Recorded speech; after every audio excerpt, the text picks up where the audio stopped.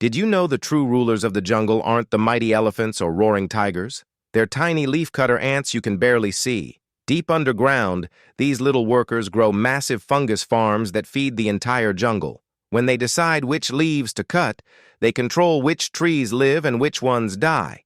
Their choices shape the whole forest. The biggest animals depend on plants these ants approve of. Size means nothing when you control the food chain. Sometimes the smallest voices hold the greatest power.